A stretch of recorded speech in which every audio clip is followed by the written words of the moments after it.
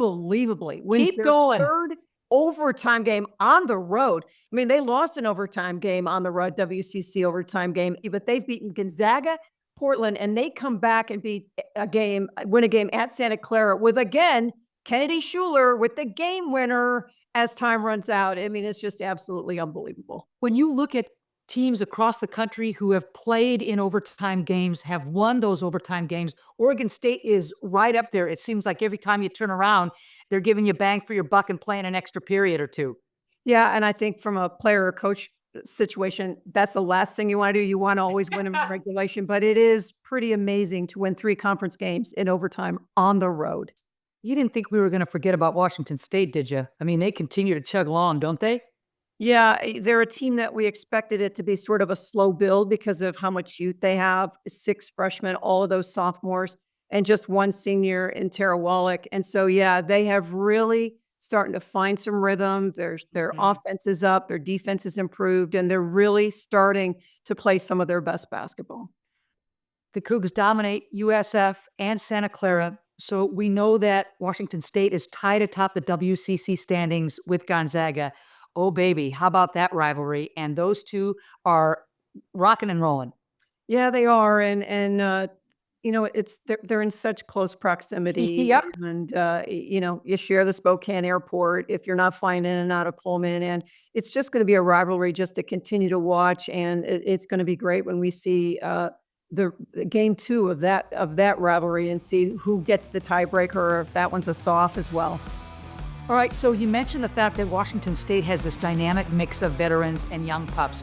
We'll talk to that one and only senior on the Washington State team when we come back.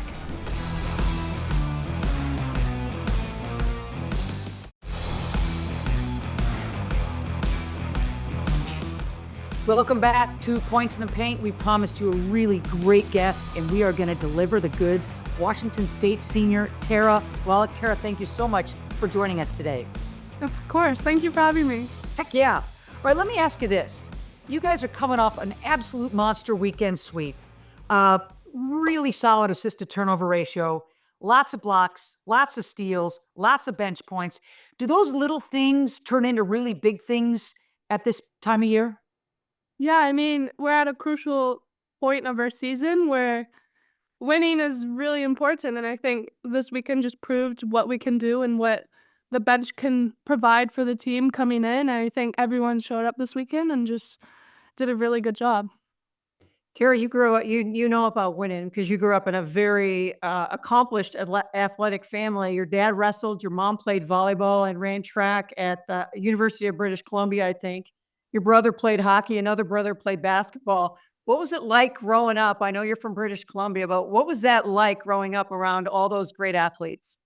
Yeah, I mean, everyone was good at what they did. So it kind of just made me more competitive and me like wanting to win and have that spirit inside me. And my brothers would always not bully me, but they wouldn't let me have anything easy. We grew up in a cul-de-sac, so there's always one-on-one competitions, whether that was basketball or a road hockey, whatever it may be. So yeah, I think my brothers and my parents both had a very important role in my growing up and how just like physical and how I play now just has helped me play. Yeah. So, would you say that those experiences when you're beating the you know what out of each other in the backyard or playing ping pong or whatever you do, it does that kind of explain the blocks, the steals, and how important defense is to you? Yeah, I think playing defense just kind of just makes me excited, and once I get a block, I'm like, "Oh yeah," like, I just get pumped up, and getting a stop, getting whatever it may be, a rebound, just really just gets me going for the game. And I think those moments growing up with my brothers, I mean, if I get one stop on my 6'6" brothers, it's like, "Okay, game's over," like, I win. So, it is really those, like, little, things in the game now that make it important for me and, like, "Okay, I just got that rebound. That's good. I can settle in, look for my shot, look for whoever's open, whoever has the best, um, scoring opportunity in the possession. So yeah, that definitely helped. Here, one thing that has just blown me away watching you this year is your offensive rebounding. I mean, you had a game earlier. I think Ann and I were on this game. It got 7. Like you had a run there, like 6, 7, 6. Your average over 3 a game. Like just what are the instincts it takes to just follow all those misses and then just track them down and like just grab your team another possession? Just like right spot, right timing. I think we have so many shooters on this team, and I know most of them they're going in, but Coach E will yell at us. We don't go to the rim, so I just try to get myself in the right spots whenever the shot goes up, and usually I have a height advantage to whoever's guarding me. So yeah, I just try to get in there and try to get for the loose balls. I love when there's a loose ball, and being the first one on the ground is just like one of my favorite things with the 50-50 balls. So yeah, whenever I can just get my hands in there or deflections or anything, it's just a good thing from the team. How is the emergence of Alex with all that size and her ability to block shots helped your game? I know it's helped your team a lot, but how has her emergence this year as a sophomore helped your game just go to the next level? Yeah, she has just shown so much more confidence and like power in the game, and you know whenever we pass it to her, she is going to score. And I don't know if it was like that last year as much, but like this year we all know as soon as we get it in there she's going to score, and I think that just gives us more scoring opportunities. And even let's say she doesn't have the shot to the rim, she's able to pass it out, and that just creates more opportunities for me, especially if my player goes to double or just like spacing wise. Yeah, just having her on the court is just a huge advantage for our team, and having her play down low and me outside is just another problem for teams having to face. So yeah, having her on the court is just really good for the team right now. Yeah. How would you define in head and heart where you are at this point, nearing the middle of conference play compared to where you were a couple of months ago? What are the progressions that you've seen in this club where you're really starting to get it together? Yeah, I think we've been saying it all along. We are such a young team, me being the only senior, but it's starting to click. Like everyone's on the same page the last few games, and it's just starting to make sense, I think, for the freshmen and the younger players. And like with everything, experience comes with lear- like lessons, and I think everyone's learning, and they come to practice focused more now, knowing what it takes to win, how much film we have to watch, and how to really just be dialed in for those practices. It's just getting more used to this type of schedule, and I think everyone's just doing a really good job right now. So we're in a really good position. I went back. You mentioned being the only senior this year. I went back to see who your team was when you were a freshman, and you had Crystal and Charlize Ledger Walker, Ula Matuga, and Bella America Tete on your squad. Tell us about just the journey from starting and the decision to come to the States and play for Washington State to now, and what you learned from such great veterans that you're pouring into your freshmen now. Yeah, I mean, those players are players you won't come across again. They all bring such a special gift to the game, and I was so lucky to even be able to play with them for a couple years, Crystal 1 year, but to have that experience has helped me get to where I am at. I don't think if I had different teammates, I would be the type of leader I am today. I still reach out to Ula, Charlie, sometimes Crystal about different questions because sometimes I don't know if I'm doing the right thing, or like they've been in this position before. Since I'm the only one, I don't really have anyone to like lean on or another senior to back me up. So they've really just given me an extra hand here and there, and yeah, they really have just helped me develop into the confident player I am, and just having them in my back pocket, if you will, just has really just helped me have that support system, even though they're not here in person, but being able to text them or call them whenever I need has been really helpful. All right, let's get personal. You ready? We're coming. We're coming. So word is that you are a huge karaoke fan and you love the song What Makes You Beautiful, your favorite. When's the last time you've hit the karaoke circuit and maybe if you sing it one more time, those boys will get back together. What do you think? I mean, that would be nice. But the last time, I usually perform every time we go to the coach's house. So whenever that was, either Christmas or whenever we have a recruit, I always have to give a little special finale Do you performance. have a recording? Do you have a recording of this? I don't have it on my phone. I don't want to rewatch it, but I'm Okay, sure all everyone right. you can ask around. But Okay. yes, we are well, not as much this year, but years past, a very big karaoke team. We would always go out to the local like restaurants wherever they would have it, and yeah. So I just love singing, even though I can't, and just embracing the stage. Good for you. Oh yeah. Speaking of the stage, how do you feel about TikTok and your brother Brian? You know what's funny? What? I mean, for him, like I'll just use his clout for my TikToks. But I mean, it's really cool. It's something I think I would want to do in the future if it continues to grow in the app. But he's been having a lot of like sponsorships and been able to have different things sent to our house, like different workout machines. So he's like been providing for like my family, my parents, got my parents a new mattress, got me new basketball shoes. So I'm like, as long as you keep giving me things, like I'm fine. Well, so what about that video of you two together doing your little dribbling drill, turning around and in unison hitting those long triples? What was that like? You got a million hits. Yeah.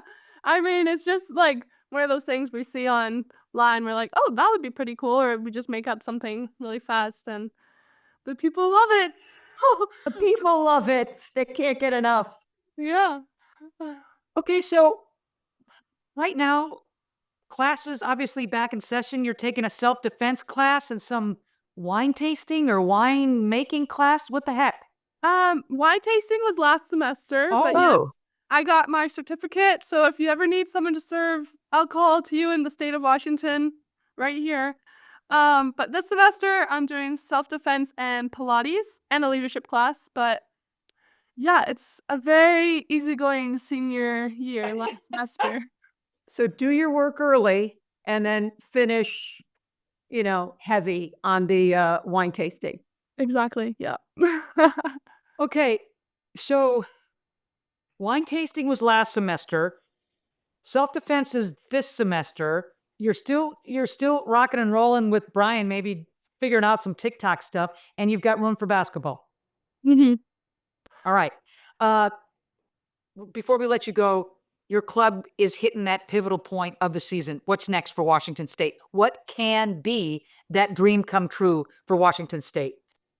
Yeah, I think we have a March Madness team, NCAA team, and that is the end goal. I want to get back there, and I just want to have the best end to my college career. So I'm going to do everything I can to help get us there and hopefully win the WCC championship. That will just be one step closer to getting that. But yeah, that's the ultimate end goal of this season. Thank you. You are a true Renaissance woman. All of those things on your plate. We loved having you with us, Tara Wallack. Thank you so much. Keep doing what you're doing. Stay safe, stay healthy, and good luck to you and the Cougs. Thank you so much. You're welcome so much. All right, we're going to take a quick break and bring this episode, this train to the station when we come back.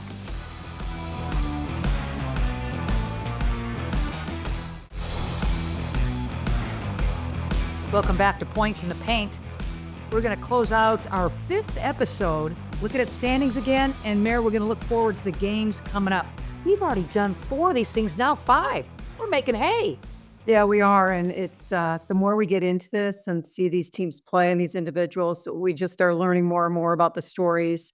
And Tara Wallack, who would have known that she was a TikTok star getting 2 million views. It's a great journey for the two of us. It is, and she can serve us a nice glass of wine next time we're in Washington. Legal. Woohoo!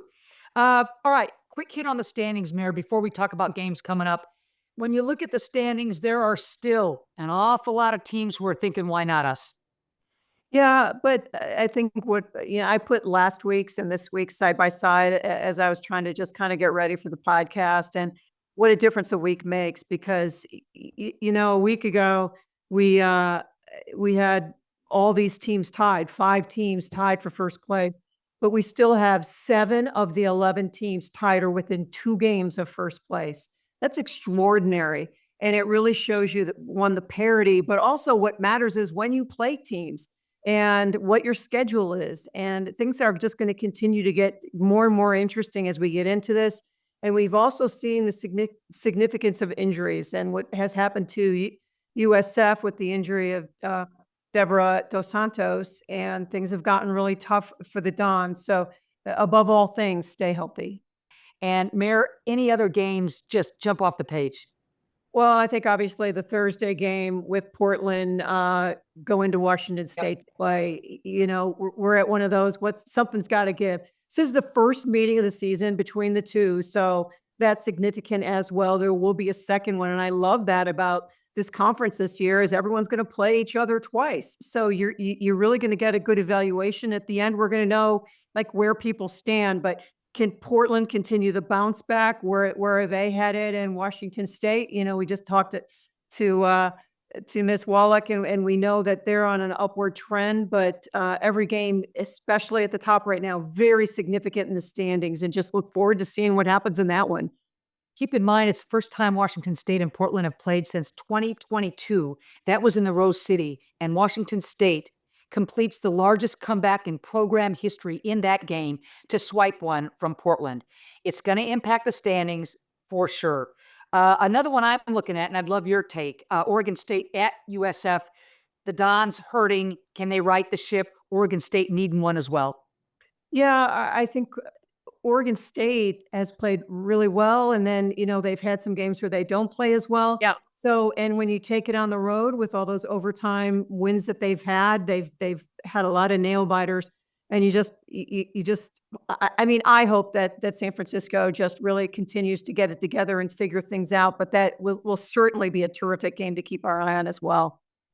I'm going to again tip the cap to Freya Worth, who has had broad shoulders in the absence of Deborah Dos Santos. She has been phenomenal. We have another game coming up a week from Monday, and that's Washington State at Oregon State. Washington State won the first meeting. So again, can Oregon State at home, beat Washington State and even that series? So they have an even tiebreaker, or does Washington State go 2-0? So it's a long weekend for Washington State. They will have 3 games, but Santa Clara, St. Mary's, Oregon State, UOP, where they lost in overtime. I mean, there's a lot of games where, it's kind of looking back and looking forward and a lot at stake. All right. We like this. We like this log jam thing. We like this craziness. It's Fun. loads of fun. We'll keep our eyes peeled and our eyes on the prize. But that will do it for another installment of Points in the Paint. Thanks, everybody, for joining us wherever you may be. And obviously, it's always better when you're on board. Mary Murphy, thanks for everything from you. We'll see you next week. See you, everybody.